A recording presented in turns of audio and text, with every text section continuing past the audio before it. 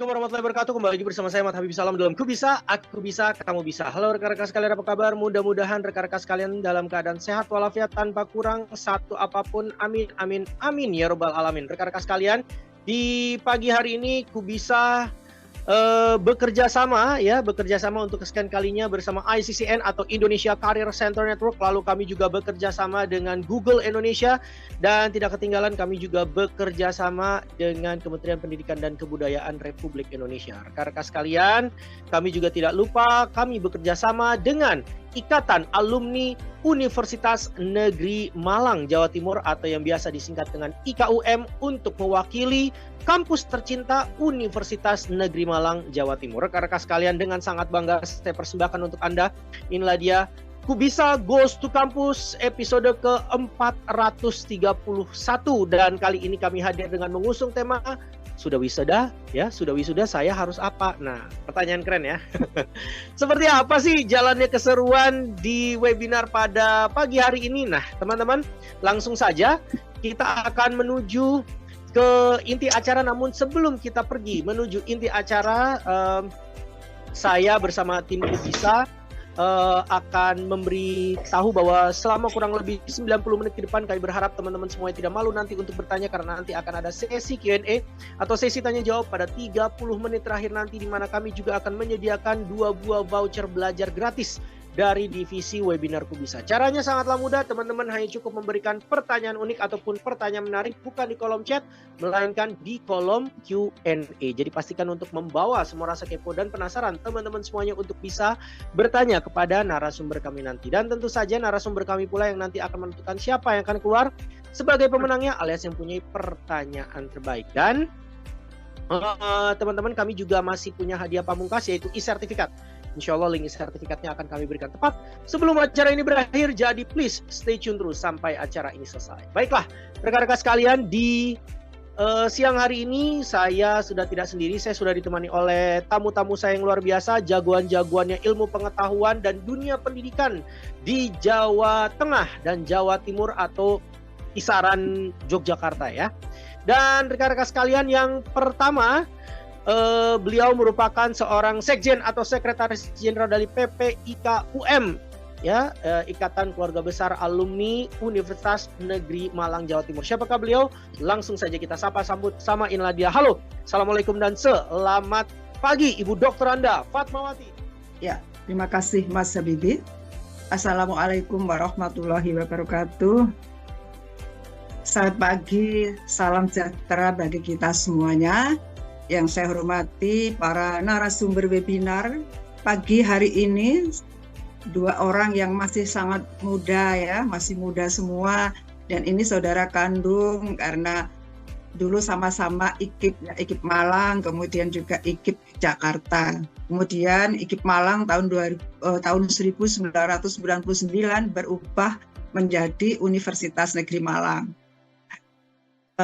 Mas Adi Bagus Pribadi, SPD, ini alumni Fakultas Teknik Universitas Negeri Malang dan saat ini menjabat sebagai Direktur PT Artavista Karya Teknologi. Kemudian Mas Asyid Awaludin Romadoni, MPD, Duta Bahasa Nasional dan Part of Direktorat Penjaminan Mutu UMY. Senang sekali saya bertemu dengan anak-anak muda yang kreatif dan berprestasi pada pagi hari ini. Yang saya hormati Mas Habibi, host sekaligus moderator terbaik Ku Bisa, yang sudah menemani dan memandu acara kita setiap kali webinar Ku Bisa bekerjasama dengan Ikatan Alumni Universitas Negeri Malang. Jika ketemu Mas Habibi, kita tidak akan bisa tidak tersenyum, pasti kita akan tersenyum. Terima kasih Mas Habib sudah memberikan semangat ya. Yang saya hormati tim Ku Bisa dan juga seluruh peserta webinar yang berbahagia. Pertama-tama marilah kita memanjatkan syukur kehadirat Tuhan Yang Maha Esa yang telah melimpahkan rahmat, taufik dan hidayahnya kepada kita semua sehingga kita dapat hadir secara virtual pada pagi hari ini dalam rangka mengikuti webinar dengan tema yang sangat menarik. Sudah wisuda, saya harus apa? Program ini kerjasama antara Ikatan Alumni Universitas Negeri Malang dengan Ku Bisa. Dulu saya setelah wisuda juga di dalam kepala saya terngiang-ngiang. Setelah lulus saya harus akan apa? Karena ada 3 pilihan ya setelah lulus. Yang pertama menikah, apalagi perempuan zaman dulu. Menikah. Kemudian menjadi PNS. Kalau zaman dulu itu pokoknya harus menjadi PNS lah gitu. PNS di dalam pikiran saya waktu itu. Atau menjadi wirausaha. Nah ini, nanti adik-adik yang ikut webinar ini akan dibuka wawasannya oleh kedua narasumber. Yang pertama tentang success story, kemudian yang satunya tentang bagaimana apa yang harus bisa dilakukan setelah wisuda. Banyak pilihan-pilihan untuk sekarang ini, tidak seperti zaman saya dulu. Menikah atau bekerja di kantor sebagai PNS atau bekerja di rumah, berwirausaha. Seperti itu dulu, 3 pilihan itu. Dalam perjalanan kehidupan ini bukan hanya sekali 2 kali kita dihadapkan pada sebuah dilematika yang tidak lepas dari ragam kebimbangan pilihan hidup, terutama dalam menentukan jalan yang akan ditempuh pasca studi. Setiap individu perlu merumuskan kehidupan pasca kampus. Ini pasti ini. Terlebih lagi di tengah ketatnya persaingan di era globalisasi dalam proses seleksi kerja, menuntut setiap individu memiliki daya saing yang tinggi dan terus meningkatkan kualitas diri, baik secara personal maupun secara profesional, agar dapat bertahan dan berkembang karirnya. Oleh sebab itu, seseorang harus memiliki keahlian-keahlian pendukung untuk meningkatkan daya saing saat terjun di dunia kerja. Oleh karenanya, melalui webinar pagi hari ini diharapkan dapat menambah wawasan peserta dalam penyiapan karirnya. Dalam kesempatan ini saya menyampaikan terima kasih kepada kedua narasumber, Mas Adi Bagus Pribadi dan juga Mas Asyif Awaludin. Semoga webinar pagi hari nanti dapat memberikan wawasan yang bermanfaat dan menginspirasi serta bermanfaat bagi kita semua. Amin. Dalam kesempatan ini, saya atas nama pribadi dan pengurus Pusat Ikatan Alumni Universitas Negeri Malang, tak henti-hentinya juga menyampaikan terima kasih kepada Kubisa yang telah menjadi mitra terbaik kami. Sudah hampir 3 tahun ini, pengurus Pusat Ikatan Alumni bekerja sama dengan Kubisa. Dan alhamdulillah sampai dengan hari ini, program-program yang dilakukan berjalan lancar dan aman. Para peserta webinar yang berbahagia, apapun yang menjadi pilihan dari adik-adik semuanya setelah kuliah, setelah wisuda, menjadilah manusia yang bermanfaat bagi orang lain, dimanapun Anda berada. Misalnya menjadi ibu rumah tangga, menjadi PNS, menjadi wirausaha, menjadi ahli-ahli expert ataupun politisi, tetapi menjadilah manusia yang bermanfaat bagi orang lain. Dalam beberapa hal yang dapat saya sampaikan dalam kesempatan ini, atas nama pribadi dan lembaga saya ucapkan selamat webinar, dan akhirnya dengan mengucap Bismillahirrahmanirrahim, webinar Kubisa Gustu Kampus edisi ke-431 dengan tema Sudah Wisuda, Saya Harus Apa? Saya nyatakan dibuka secara resmi. Sekian dan terima kasih. Wassalamualaikum warahmatullahi wabarakatuh. Nah, ini contoh ketika saya belajar public speaking, ya, itu selama di kampus ternyata berguna, ya. Kemudian saya juga belajar bagaimana mendesain, ya teman-teman, mendesain dan menganalisa sebuah data. Nah, ini semua saya pelajari kurang lebih waktu 8 bulan. Saya switch karir, mempersiapkan diri. Jadi kalau teman-teman ada yang mungkin kuliahnya kurang sesuai ini, nggak apa-apa, lanjutkan aja dulu ya, nanti ketemu kok koneksi the dot-nya ya. Kalau kata Steve Jobs kan seperti itu, nanti kita bisa mengkaitkan dot-dot saat itu ya, koneksi-koneksi saat itu ketika kita sudah ada di titik ini. Nah, disinilah saya switch karir, kemudian saya masuk juga jadi PNS ya, kalau bukan pegawai negeri sipil ya, tapi saya pegawai negeri startup istilahnya ya, di aplikasi Super, salah satu startup terbesar di Jawa Timur tentang toko kelontong. Kalau teman-teman tahu Warung Pintar kayak gitu tuh, kayak Bukalapak, ya ini mirip-mirip lah. Saya akhirnya dari trainer berubah jadi data visualization designer. Jadi seorang electrical engineer berubah jadi trainer, berubah jadi database designer. Nah, sampai di tahun 2024 dan ini ya aplikasinya, salah satu tampilan aplikasinya. Dan saya mulai freelancing nih, coba-coba freelancing di beberapa situs platform freelancing di Indonesia. Di situ saya coba keahlian saya untuk nge-freelance juga, kemudian ngedesain juga, menganalitik juga, dan akhirnya di satu ketika dari 2002 saya mencoba untuk membuat PT saya sendiri ya, namanya PT Arta Vista Karya Teknologi. Itu saya bangun sendiri, kemudian saya urus legalitasnya juga. Sebelum mengurus legalitas, ini tips kalau membuat perusahaan yang bagus itu, saya belajar benchmarkingnya seperti ini. Buatlah logo dulu. Jadi teman-teman harus punya filosofi dari logo. Kayak teman-teman lihat Xiaomi ya, Xiaomi itu kenapa logonya sangat mahal sekali, sampai 2-3 M kalau nggak salah untuk merubah logonya, itu karena ada filosofi. Nah, filosofi ini yang harus kita pegang dari sebuah perusahaan. Maka saya membuat logo, kemudian mengurus legalitas, membuat websitenya. Nah, ini beberapa website saya sendiri ya yang saya buat. Nah, ini website saya pribadi, dan ini merupakan website perusahaan saya ya. Dan ini ada beberapa portofolio dari perusahaan saya, dari perusahaan PT Arta Vista. Nah, ini contoh dashboard ya, dashboard data science sales dashboard. Nah, ini saya buat untuk di internasional juga. Dan ini ada contoh training saya dengan PT Pupuk Indonesia. Saya percepat aja mungkin tampilannya biar kelihatan teman-teman semua. Nah, di sini contoh saya nge-training lembaga BUMN ya. Ini juga kemarin di bulan Juni kemarin saya men-training Pertamina Patra Niaga. Di situ saya diminta untuk nge-training Looker Studio. Dan kalau yang tadi Tableau.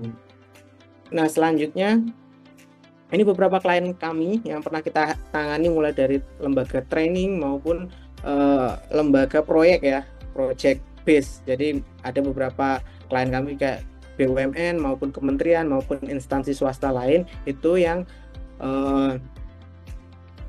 sudah jadi klien di kami dengan beberapa project. Contoh project-project kami yang kami sudah buat ini dashboard BPOM, Badan Operational Center. Jadi kalau teman-teman tahu BPOM pusat, nah kita menghandle salah satu project dashboarding di sana. Kemudian ada project dengan Pertamina Patra Niaga, ya, dashboard Pertamina Patra Niaga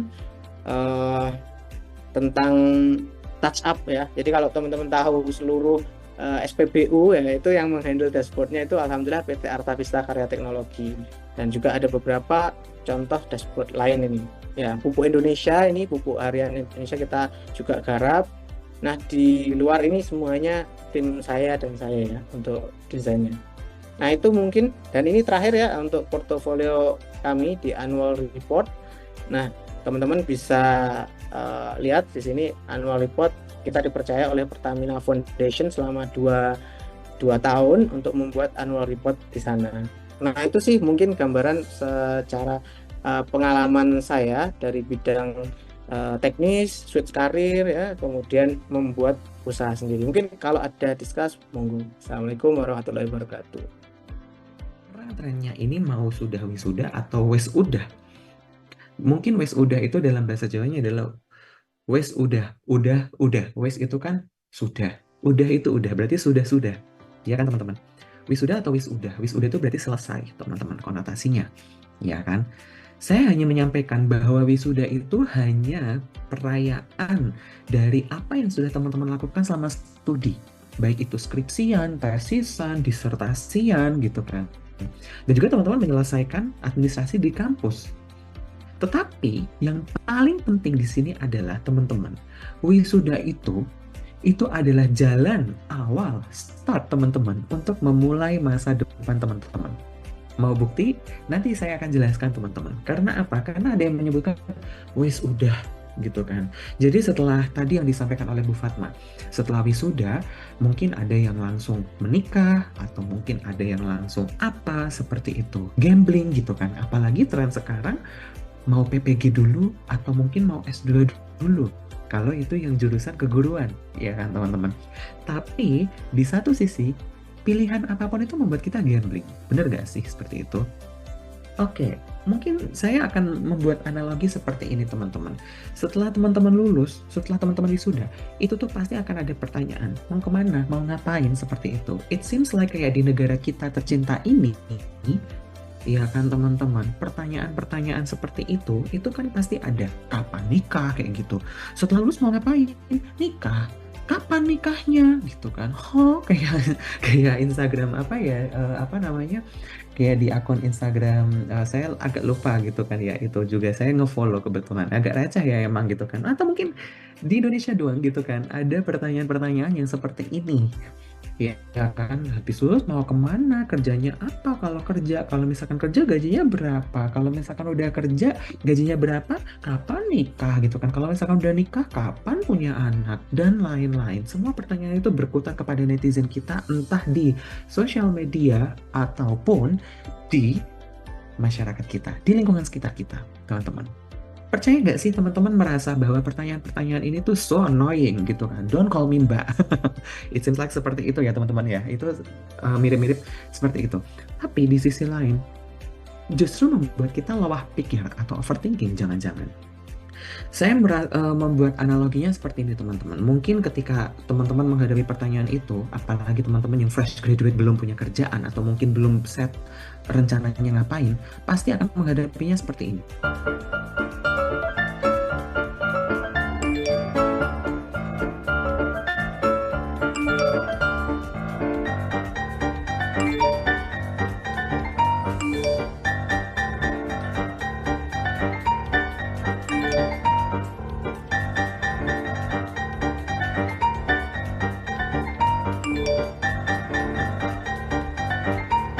Aduh.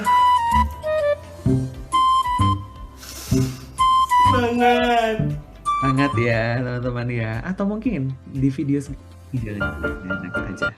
Ini dari Bibit. Apa ya, mungkin nggak bisa kayak galau aja, kayak tujuannya antara mau ngapain ntar nih ke depan, kayak gitu sih. Quarter life versi gue adalah ketika gue bingung jenjang karir gue mau kemana gitu. Bingung apakah sampai ke depan bakal terus seperti ini atau ya harus explore hal yang baru gitu. Dulu pas lulus kuliah tuh bingung mau kerja apa gitu. Soalnya beda jurusan gitu. Kita tidak punya duit buat di rumah, terus nggak punya dana pensiun, nggak punya persiapan dana untuk pensiun. Gimana nih teman-teman? Apakah teman-teman yang baru wisuda ini besok atau mungkin yang sudah wisuda, ya kan? Merasa nggak sih seperti ini teman-teman gitu kan? Aduh gimana ya? Apalagi saya belum set rencana saya mau ngapain habis lulus mau ngapain gitu kan? Dan apakah hal itu dirasakan oleh orang-orang tertentu? Atau mungkin jangan-jangan Mas Asyif nggak pernah ngalamin ini? Saya pernah ngalamin itu teman-teman. Bahkan sampai sekarang pun saya berusaha untuk mengendalikan pikiran-pikiran itu teman-teman. Oke, di sini saya akan menceritakan hidup setelah wisuda itu dianalogikan banyak hal teman-teman. Kita ada dalam satu tempat, itu banyak orangnya. Kalau misalkan kita kerja ataupun kuliah, gitu kan ya, itu pasti banyak yang pertama, banyak karakter, banyak kebiasaan, banyak sikap, banyak kepentingan, banyak sudut pandang, lalu kemudian banyak hal seperti itu. Entah hal itu adalah hal yang positif ataupun hal itu negatif teman-teman. Dan di sini teman-teman, yang bisa mengendalikan diri teman-teman adalah diri teman-teman sendiri. Ya kan? Karena kita nggak bisa untuk mengendalikan itu meminta pertolongan oleh orang lain. Apalagi saya kembali lagi nggak bosan-bosan menyarankan atau nggak bosan-bosan menyampaikan materi ini teman-teman. Kita ada dalam revolusi industri 4.0 bahkan menuju 5.0 teman-teman. Apa buktinya gitu kan? Buktinya adalah yang kita hadapin saat ini itu kayak gini. Semua nggak tentu, semuanya merasa gambling, semuanya merasa ambigu, semuanya merasa nggak jelas seperti itu teman-teman. Dan kita tuh merasa bahwa, aduh gimana ya kayak gitu. Apakah kita bakal menjadi generasi sandwich atau mungkin kita akan ya terpaksanya pinjol atau mungkin judi online teman-teman, seperti itu. Karena apa? Karena kalau misalkan kita nggak settle dengan hal ini, terjerumuslah kita ke dalam hal-hal yang jelek teman-teman. Maka dari itulah saya hanya menyampaikan selamat datang teman-teman setelah wisuda ini, selamat datang di masa depan teman-teman. Selamat datang di masa ketika teman-teman itu overthinking, selamat datang di masa teman-teman yang ya menghadapi perubahan yang menyeluruh tepat dan nggak bisa ketebak, nggak jelas. Dan selamat datang teman-teman di kondisi yang aduh kejahatan cyber di mana-mana nih, mohon maaf, seperti itu ya teman-teman. Nah inilah yang harus teman-teman percayai, bahwa di sini teman-teman harus membekali diri dengan hal-hal yang baik teman-teman. Tentunya dalam menentukan masa depan teman-teman, saya mengutip dari story atau unggahan teman saya. Kebetulan teman saya ini adalah dosen di UNES, di salah satu kampus di Jawa Tengah di UNES. Nah, dia menganalogikan gitu kan, ada pelangjaran Magelang, Candi Borobudur atau Semarang ke Salatiga dengan caption atau takarirnya, when you make a choice, you change the future. Mau kalian lanjut kuliah, atau mungkin mau kerja, atau mungkin menikah, atau mungkin tidak ngapa-ngapain, it's change your future teman-teman. Itu akan mengubah masa depan teman-teman semuanya. Karena apa? Saya percaya bahwa sampai sekarang, apapun pilihan saya memang digariskan oleh Tuhan. Dan Tuhan itu telah menentukan gitu kan, pilihan saya itu baik atau buruk. Kalau saya memilih yang buruk, maka dampaknya buruk ke saya. Kalau saya memilih yang baik, maka itu akan baik untuk saya teman-teman. Maka dari situlah teman-teman, di sini saya hanya menginginkan teman-teman, mari kita mengembangkan potensi yang ada dalam diri kita. Kalau mungkin 4C yang kita kenal, creativity, communication, collaboration, and critical thinking. Tapi 4C aja nggak cukup teman-teman. Karena apa? Karena era sekarang itu kolaborasi bukan kompetisi teman-teman. Meskipun ya kompetisinya masih ada, tetapi dalam berkompetisi itu tetap mengandalkan yang namanya kolaborasi dan komunikasi. Justru di sini yang perlu kita kembangkan adalah banyak hal gitu ya teman-teman. Saya sangat sepakat dengan apa yang disampaikan sama Mas Adi gitu kan. Silakan teman-teman mau ngembangin apa, public speakingnya, atau mungkin sisi leadershipnya, kreativitasnya, dengan cara tadi ikut PKM ya, seperti itu sampai ke PIMNAS. Nah, silakan teman-teman bisa mengembangkan itu. Mau mengembangkan literasi digitalnya, problem solvingnya, kepemimpinannya, atau apanya, silakan teman-teman kembangin ini. Bahkan keterampilan yang lain tuh banyak loh teman-teman. Ya kan, lalu gimana gitu kan, saya akan menceritakan gitu kan bahwa saya berproses dengan kuliah saya pada saat S1 teman-teman. Ini mungkin harapannya adalah tanamkan prinsip positif bahwa apa yang saya lakukan hari ini bermanfaat untuk jangka panjang saya. Apa yang saya lakukan hari ini berdampak pada jangka panjang saya. Sejak saya lulus SMA, saya selalu menanamkan diri saya, I need for achievement. Saya membutuhkan prestasi. Prestasi itu bukan masalah juara atau apa, tetapi prestasi adalah gimana cara saya untuk berkembang, untuk menjadi lebih baik lagi daripada sebelumnya, teman-teman. Langsung aja, Mas Adi, Assalamualaikum Kak. Kak, kalau rezeki misalkan uang gaji rendah apalah gitu ya. Sudah termasuk orang-orang bersyukur walaupun kerja belum sesuai dengan jurusan kita gitu ya, jurusan kita maupun sesuai dengan jurusan. Terima kasih. Waduh, masih dengan salah jurusan tapi katanya kalau misalkan gajinya rendah bagaimana? Kalau salah jurusan harus tetap bersyukur walaupun kerja atau bagaimana nih? Mohon arahannya Direktur, silakan. Waalaikumsalam warahmatullahi wabarakatuh ya. Jadi saya izin jawab, ini saya pernah mengalami gaji rendah ya. Jadi saya dulu awal-awal karir itu gaji rendah pas nge-freelance bangun bisnis itu teman-teman mungkin dashboard saya, satu dashboard page sekarang itu harganya 5 juta. Jadi kalau ada 4 page 20 juta. Ya. Tapi sebelum itu saya kasih tahu dulu, saya dulu tuh cuma 800.000 itu sudah 10 page. Bayangkan berarti satu page-nya 80.000 ya.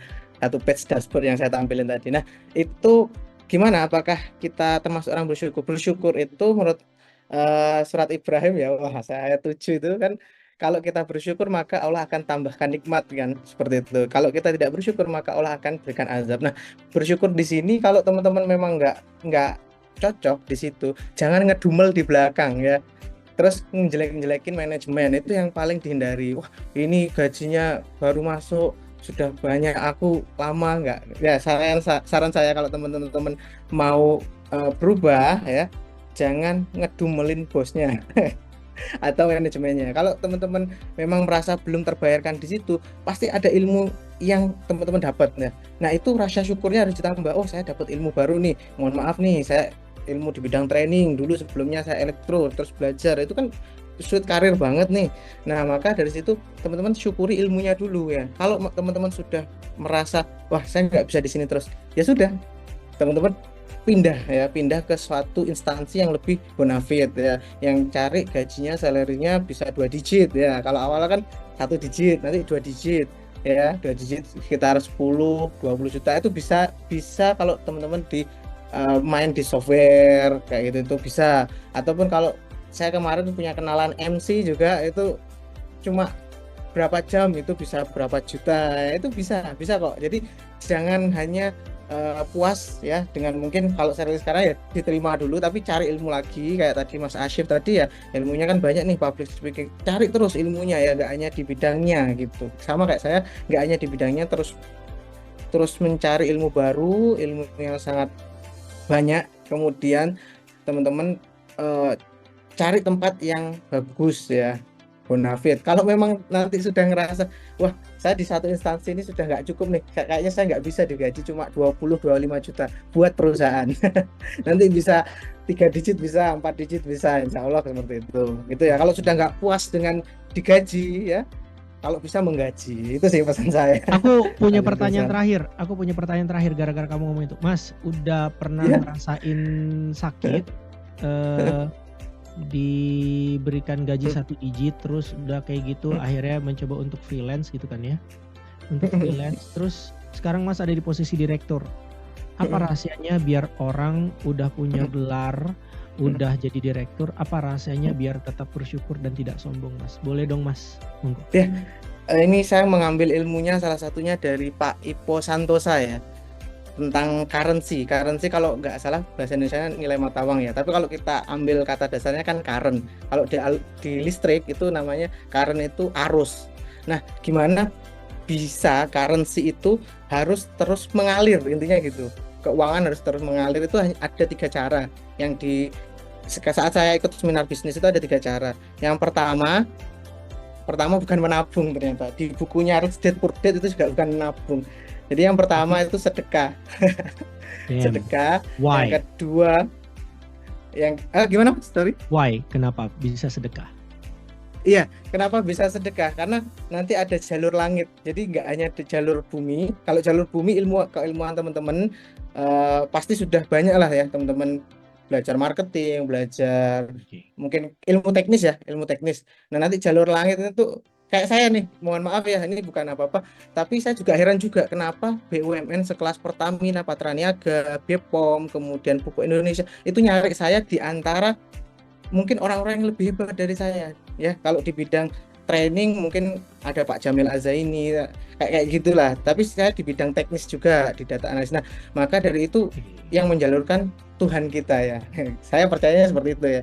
Ya, jadi yang pertama sedekah, yang kedua gimana currency ini terus mengalir adalah berbisnis ya, berdagang. Yang ketiga investasi. Jadi investasi ini apa yang real? Kalau kata Benix ya, pernah tahu nggak Benix pakar saham? Ya, saya nggak ngajari saham, tapi berinvestasilah pada sesuatu yang real. Contohnya apa? Emas batangan. Nah, ini saya tips aja ya, biar menjaga nilai mata uang itu. Teman-teman kalau punya rezeki berapapun, ratusan ribu sampai jutaan, beli emas ya, beli emas batangan di yang asli ya, bisa Antam, bisa Galeri 24, itu secara pengalaman saya. Nah, nanti bisa yang kedua investasi ke tanah, yang ketiga baru ke peternakan. Itu ilmu yang pernah saya dapat ya. Mungkin kalau teman-teman punya ilmu lain ya monggo, nggak apa-apa kita sharing. Itu 3 hal yang pernah saya dapat untuk arus mata uang ini terus mengalir ke kita. Itu ya. Terima kasih. Dan teman-teman semuanya, lupa. Saya pengen ngasih hadiah pamungkas nih buat teman-teman semuanya, yaitu e-sertifikat yang sudah dibubuhi tanda tangan virtual dari Mas Asyif ya.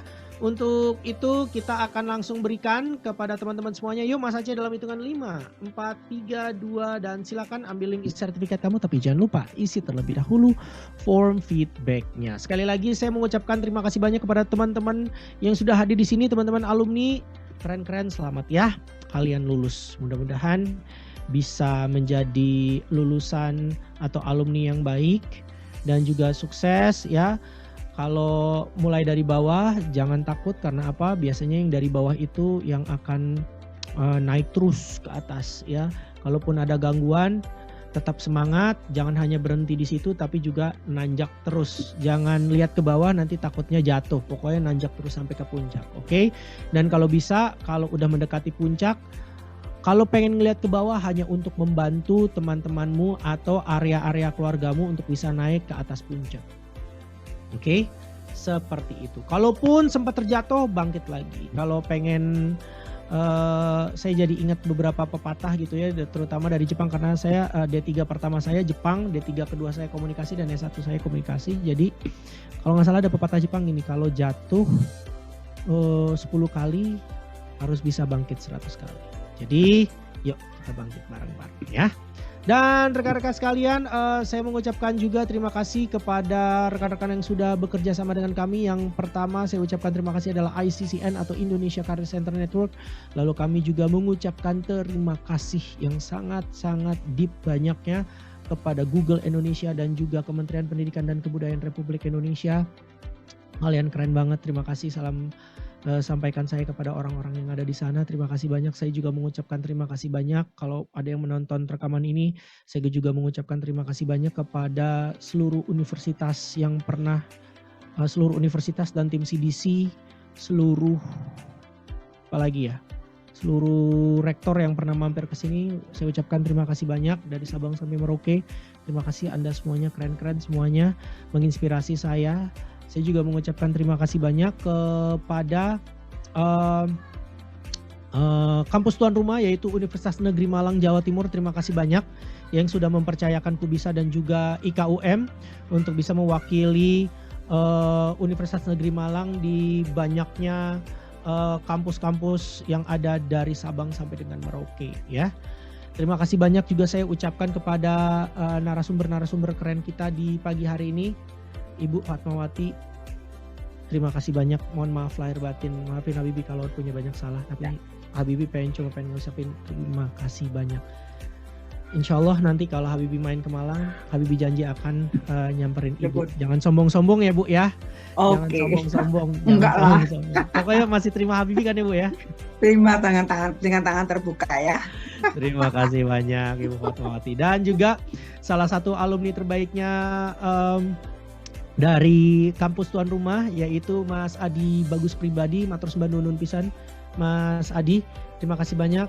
Lu keren dan lu menginspirasi. Jangan sombong, jangan berhenti sampai di sini aja, terus ke puncak ya Mas. Keren, terima kasih banyak. Sampai ketemu di puncak.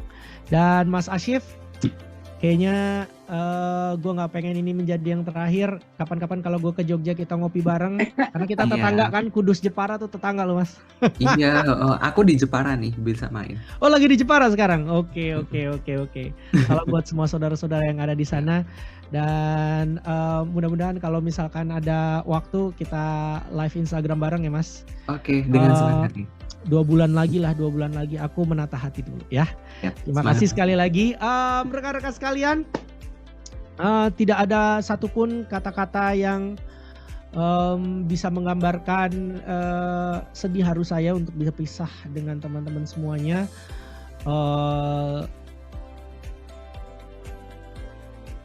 Layoff bukan kunci terakhir, tapi saya berharap ilmu yang pernah digelontorkan oleh para narasumber, baik siapapun itu, menjadi sesuatu yang lebih mahal dan berharga buat saya dibandingin uang pesangon ya. Jadi saya ucapkan juga terima kasih banyak atas kepercayaannya untuk Kubisa pernah mempercayakan 4,5 tahun kepada saya. Saya nggak punya dendam apapun, saya nggak punya sakit hati apapun. Terima kasih banyak. Saya nggak pernah menyesal. Terima kasih pernah memperkerjakan saya, dan Mudah-mudahan saya bisa bangkit, bantu doa saya juga mudah-mudahan bisa survive dan juga bangkit kembali untuk mendapatkan pekerjaan baru yang lebih baik. Tapi lebih dari itu terima kasih untuk semua ilmunya, persahabatannya, dan juga saya doakan kalian sukses di kehidupan selanjutnya. Saya Ahmad Habibi Salam, mewakili seluruh kerabat kerja yang bertugas. Di sini ada Mas Aziz, eksekutif produser Kubis Agustu Kampus, dan juga ditemani oleh rekan saya Mas Aceh, master control saya yang selalu setia, yang lagi kuliah S2 langsung dari Bandung, juga mengucapkan terima kasih banyak. Saya bersama Bu Fatmawati, bersama Mas Ashif, dan juga bersama Mas Adi mohon izin untuk pamit undur diri. Salam kompeten, salam sehat, semangat belajar, dan jangan lupa Allah selalu bersama orang-orang yang berusaha. Yuk, usaha yuk. Wassalamualaikum dan sampai jumpa. Bye-bye. Silakan Master Control.